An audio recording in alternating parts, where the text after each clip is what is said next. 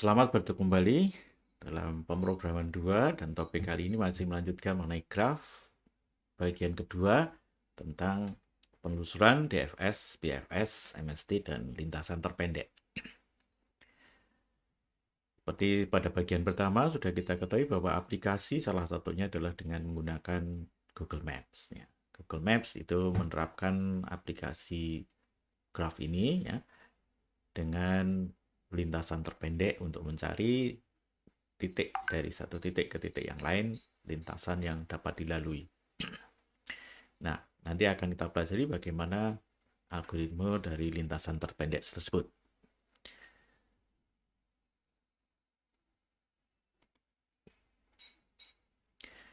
Nah,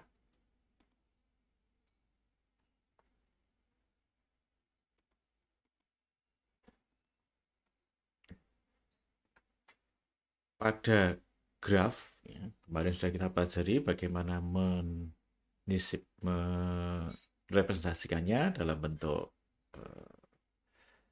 adjacency matrix ataupun dalam bentuk himpunan rusuk dan himpunan simbol atau node. Nah, sekarang kita lihat bagaimana aplikasi pada graf. Aplikasi yang bisa kita lihat pada Google Map kemarin adalah aplikasi untuk mencari tempat ya, atau penelusuran. Nah, itu adalah merupakan operasi fundamental ya. Kita bisa mencari tempat dari satu titik, kemudian berangkat atau pergi ke titik yang lain. Nah, di operasi graph ada operasi yang namanya adalah menelusuri semua simpul yang ada.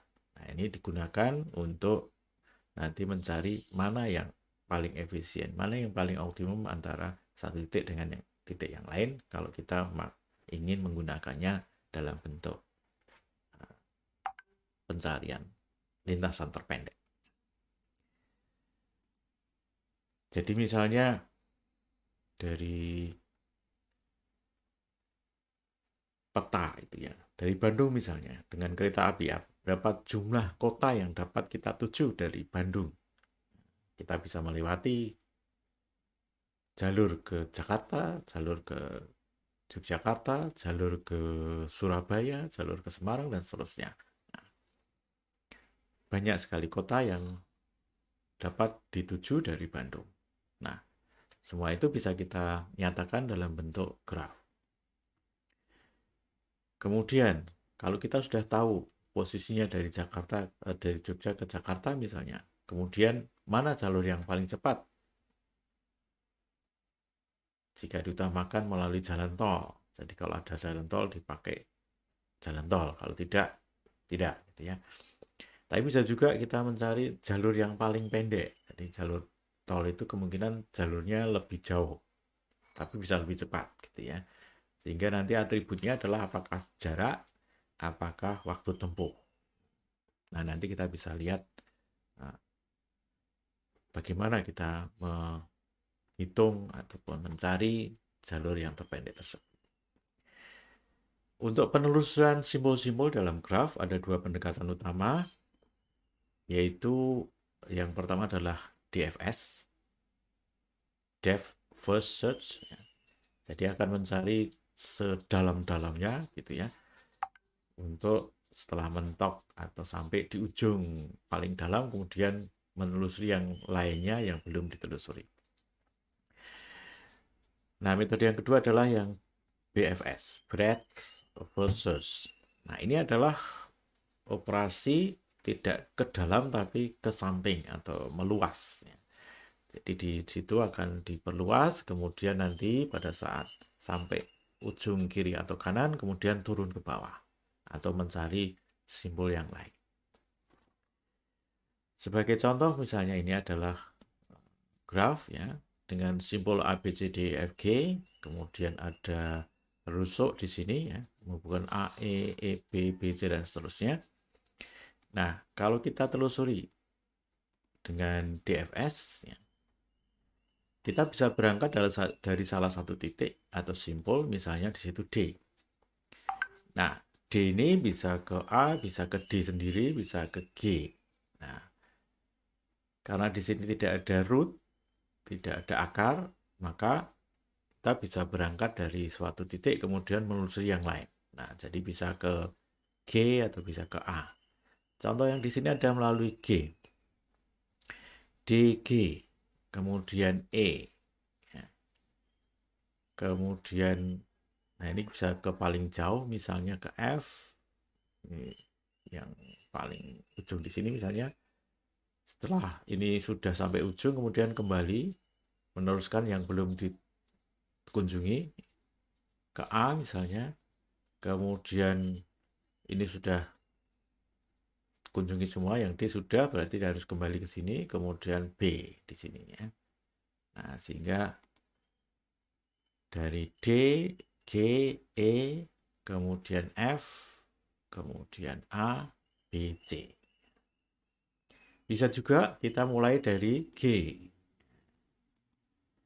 Kalau kita mulai dari G, ini, maka kita bisa menuju ke D atau ke E. Nah, misalnya kita menuju ke E. Sampai di E, kemudian ada ke F. F ini sudah sampai ujung, berarti kembali. Kemudian kita bisa ke A, kemudian D.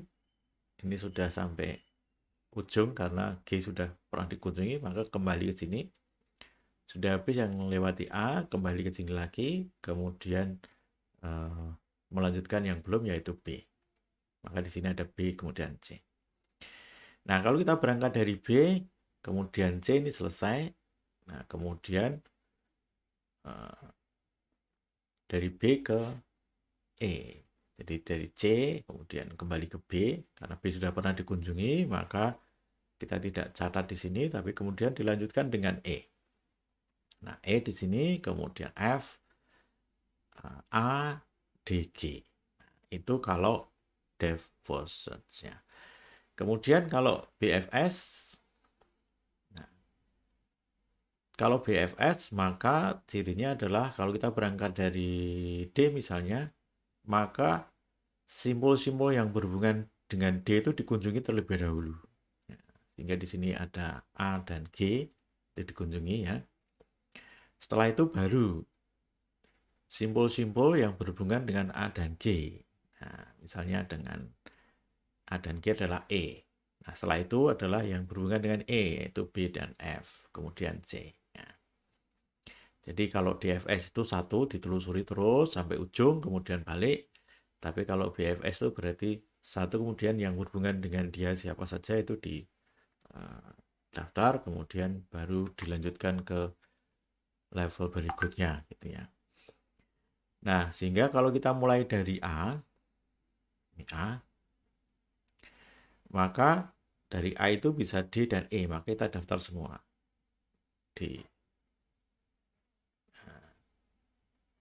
A itu D, E. Kemudian dari DE itu bisa B, bisa G, bisa F. Maka di sini ditulis B, F, G. Ditulis semua.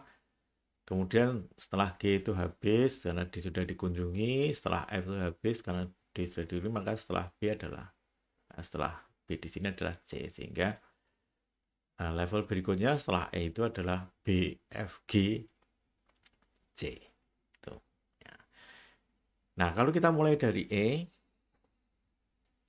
maka urutan berikutnya adalah BF, GA. Ini yang mengelilingi E adalah itu, BF, GA. Kemudian dari sini kita level berikutnya adalah CD atau DC sama ya. Nah, sehingga hasil dari BFS adalah ini. E, BF, GA, kemudian CD. Nah, itu beda BFS dan DFS. Nah, berlaku juga untuk grafik berarah atau bersatu arah gitu ya. Misalnya kita lihat di sini DFS. Kalau kita mulai dari D, maka setelah D itu hanya A ya, tidak bisa ke G karena arahnya ke sana. Maka ini adalah A. Setelah A adalah E. Nah, di E itu bisa B, bisa G. Nah, pilih salah satu. Kalau dipilih salah satu, maka misalnya ini G, maka dia akan ke sini. Setelah G adalah D. D sudah pernah, sehingga kembali ke sini. Ya. Yang belum pernah adalah B. Nah, ini maka B ke sini. Kemudian C. Nah, F tidak pernah terkunjungi karena tidak ada yang menuju F. Ya. Kemudian kalau mulai dari F, nah ini baru ada F itu bisa ke E, kemudian dari E itu bisa ke B atau G. Ya. Misalnya ke B, maka ini diteruskan B-nya ke C. Nah, sehingga G-nya baru di sini diteruskan ke D, kemudian A. Nah, kalau kita mulai dari E, maka E itu pilihannya bisa B, bisa G. Nah, kalau diteruskan ke B, berarti B, kemudian teruskan ke C. Setelah itu berarti kita kembali ke sini, meneruskan yang G, G itu D, kemudian A. F ini juga tidak terkunjungi. Nah, setelah itu untuk BFS.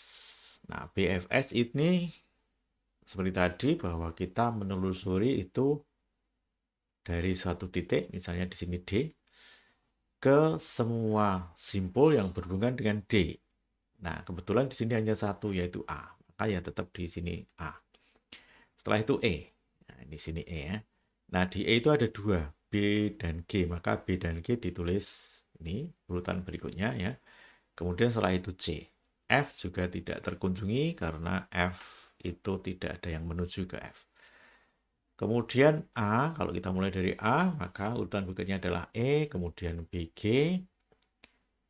Setelah BG itu bisa CD atau DC. Ya, sama saja.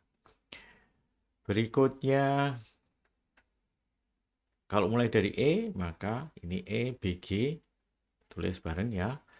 Setelah B itu adalah C, maka C ditulis. Setelah G itu adalah D, maka D ditulis. Dan setelah CD itu adalah A. Nah, kompleksitas DFS, kalau kita lihat DFS itu misalnya ada V vertex, kemudian ada rusuk E, maka kasus terbuktinya adalah kita menelusuri semua vertex dan rusuk. Sehingga kita adalah telusuri O, V, dan ditambah E. Ya, linear kelihatannya gitu ya. Tetapi perlu diingat bahwa graf itu dapat membuat sangat banyak rusuk. Jadi kalau simpulnya 3 itu akan ada 3 rusuk. Tapi kalau simpulnya 4 itu sudah bertambah tidak hanya 4 gitu ya. Karena nanti akan ada tambahan ke diagonalnya itu ya, tambah 2 misalnya menjadi 6. Nah, kalau 5 bertambah lagi. Sehingga makin banyak simpulnya, kemungkinan rusuknya itu makin banyak. Nah, kasus terbuktinya adalah kalau setiap vertex terhubung satu sama lain. Ya. Sehingga kalau dilihat dari satu vertex, maka dia akan terhubung ke N-1 yang lain. Kemudian vertex yang kedua akan terhubung ke N-2 yang lain. Vertex yang ketiga akan terhubung dengan N-3 vertex yang lain, dan seterusnya sampai 1. Nah, ini kalau di jumlah akan dapat ON kuadrat. Ini menjadi kuadratis. N kuadrat, bukan lagi ON. Nah, dengan demikian, graf yang rusuknya sangat banyak akan menjadi mahal dalam penelusuran. Ya.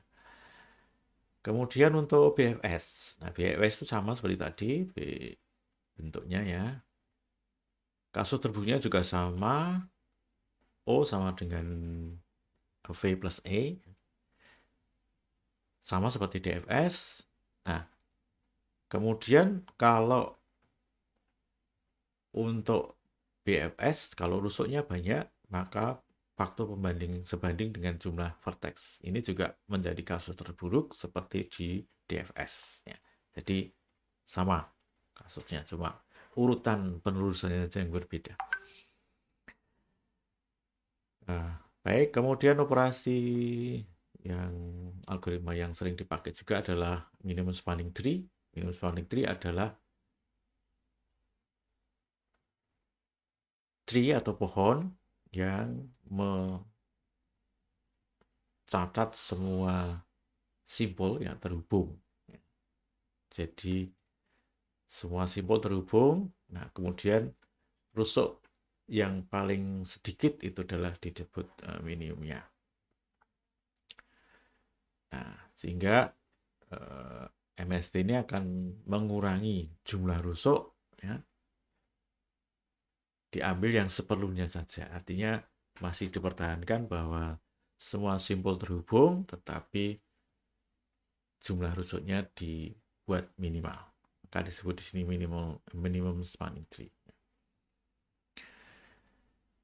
Nah, kalau rusuknya sedikit, maka prosesnya untuk BFS maupun DFS menjadi lebih singkat. Nah, seperti contoh di sini, yang kiri ini adalah penuh ya. Jadi A terhubung ke 4 simpul yang lain, B, C, D, E juga demikian. Nah, ternyata kita bisa ambil misalnya untuk yang rusuk A, B, B, C, C, D, dan D, E saja. Nah, berarti ini tinggal 4. Bandingkan dengan yang tadi di sini 1, 2, 3, 4, 5, 6, 7, 8, 9. Ya. Nih ya. Sehingga sudah terkurangi jumlah rusuknya. Nah, kalau kita menelusuri DFS, ternyata kita bisa melakukan itu menjadi MST kalau kita catat yang dikunjungi saja gitu ya. Jadi di sini misalnya ABCD kemudian DFS melalui A ini akan ke B, setelah B itu adalah ke C, dari C itu bisa ke D, bisa ke E, kita pilih ke D, nah tinggal yang terakhir adalah E. Maka seperti ini jalur yang ditelusuri kalau kita pakai DFS dan itu sudah menjadikan MST.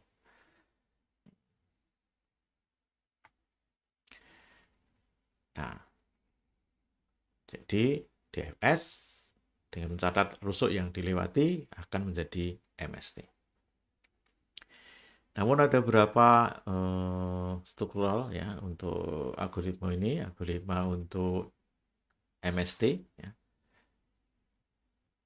Dua contoh yang populer misalnya di sini adalah algoritma Kruskal yang pertama. Ya. Dan nanti yang kedua adalah algoritma Prim. Ya. Algoritma Kruskal itu mulai dengan pohon tanpa simpul atau rusuk dan tambahkan rusuk dengan nilai terkecil yang tidak menciptakan siklus. Nah, di sini berarti mulainya adalah kosong kemudian rusuk gitu ya. Ya. Sehingga di sini akan muncul rusuk-rusuknya. Nah, untuk Prim itu mulai dengan satu simpul. Nah, kemudian tambahkan rusuk dengan nilai terkecil dan simpul yang terhubung dengannya. Jadi mulai simpul, kemudian dari simpul itu mana rusuk yang terkecil yang terhubung dengan simpul itu. Nah, terus dihubungkan sampai semua tercatat ya, simpulnya dan tidak terjadi siklus.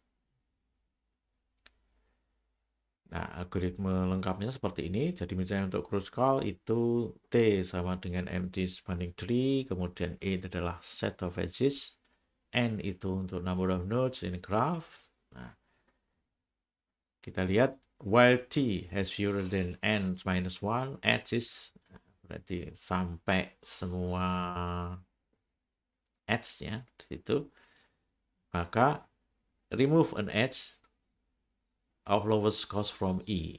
Jadi dari situ kemudian diambil nilai edge yang paling pendek dari E ya. Nah, kalau menambahkan ke T tadinya kosong itu menghasilkan siklus maka dibuang VW-nya. Tapi kalau tidak, maka VW itu disimpan ke T. Ya. Ya. Kemudian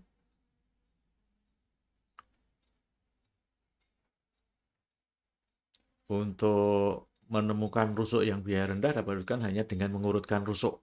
Panjang rusuknya itu diurutkan mulai dari yang kecil. Ya.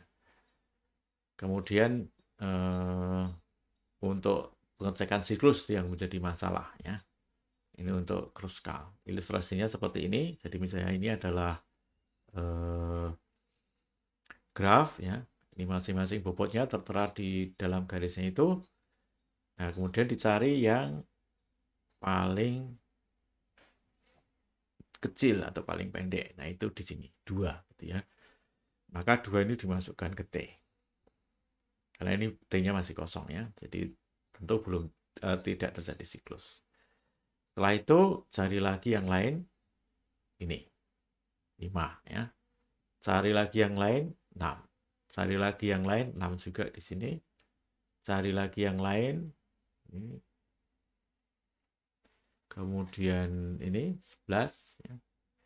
Nah, kemudian kalau kita lihat 11 di sini maka dia akan menjadi siklus. Nah,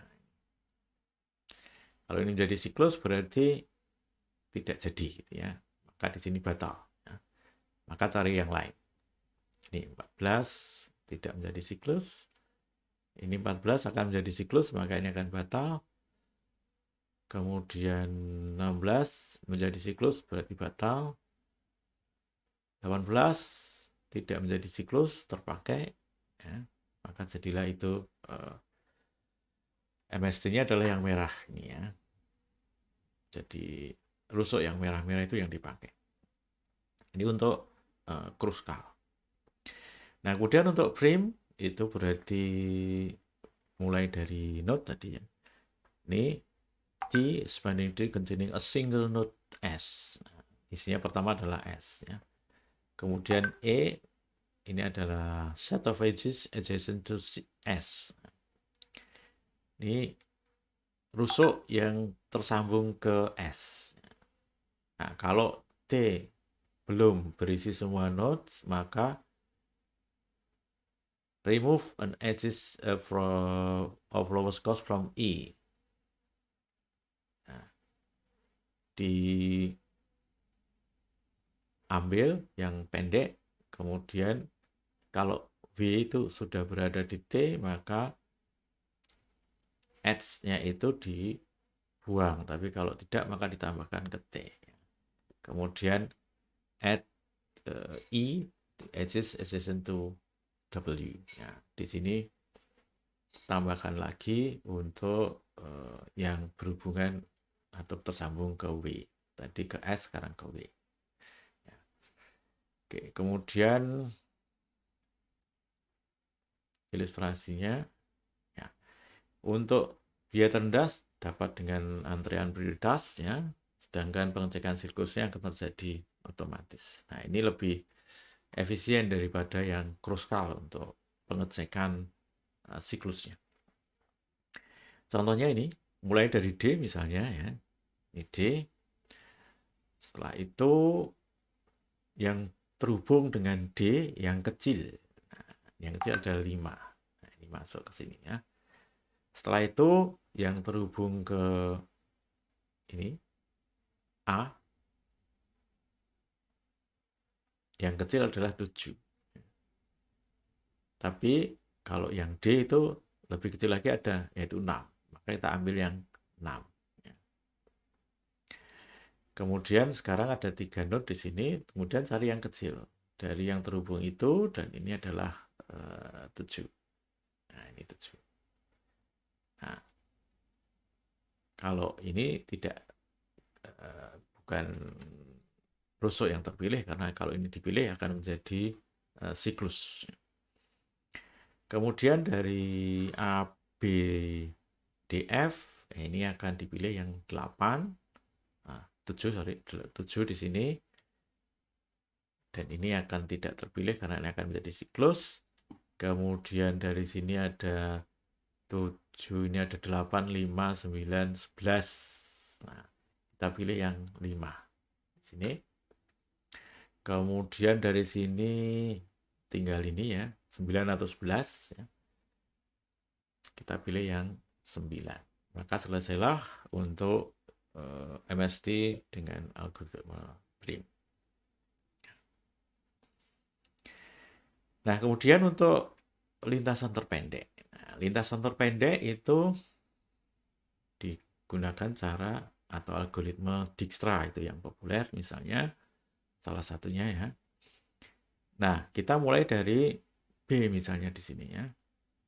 B, kemudian, nah, pada awalnya B ke semua vertex yang ada itu jaraknya tak terhingga. Ini tak terhingga. Nah, kemudian kita ambil salah satu dari B itu terhubung ke C, maka di sini C-nya akan diperbarui ya, menjadi 0,3 yang terhubung ke B, ke A diperbarui 0,3, ke D diperbarui 0,4 ya. Nah, setelah itu dipilih dari yang terhubung itu mana yang terpendek dan dipilih adalah A karena ini 0,3. Sebenarnya bisa juga C ya.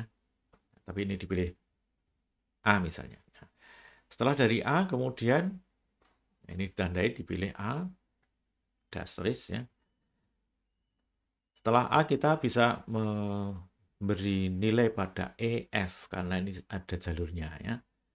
A ke E itu 0,1. Tadinya dari sini 0,3 berarti ini adalah 0,1 ditambah 0,3 jadi 0,4. Ini 0,4. Kemudian yang ke F itu 1,2. Ini 0,3 ditambah 0,9. 1,2. Nah, setelah itu dipilih yang paling pendek atau paling dekat. Jadi sini ya ABD, ABC. Yang belum adalah EFD. Nah, ini yang paling dekat adalah 0, nih 0,6 karena di sini 0,1 ke sana 0,9 ini 0, oh ini 0,4 D dipilih ini ya 0,4. Maka kemudian dipilih D di sini. Dipilih D, maka kemudian D-nya akan digunakan untuk mengukur yang lain. Nah, ini nilai untuk E dan F masih tetap. Nah, kemudian dipilih E. Kalau E dipilih, maka ukurannya akan melalui E. Ya. Di sini menjadi 0,4. Nah, yang ke F itu berubah. Karena E-nya sudah 0,4 di sini. Kemudian ke F itu 0,45. Berarti di sini adalah 0,85. Nah, ini semua sudah terpilih, maka semua sudah ditandai. Jadi demikian untuk lintasan terpendek menggunakan algoritma Dijkstra. Demikianlah untuk topik kali ini mengenai algoritma Dijkstra yang terakhir ya. Jadi tadi sudah kita bicarakan mengenai BFS, DFS, kemudian MST dan lintasan terpendek. Demikian topik untuk bagian 2 dari graf, dan kita akan ketemu lagi di topik yang lain. Terima kasih atas perhatiannya, sampai jumpa lagi.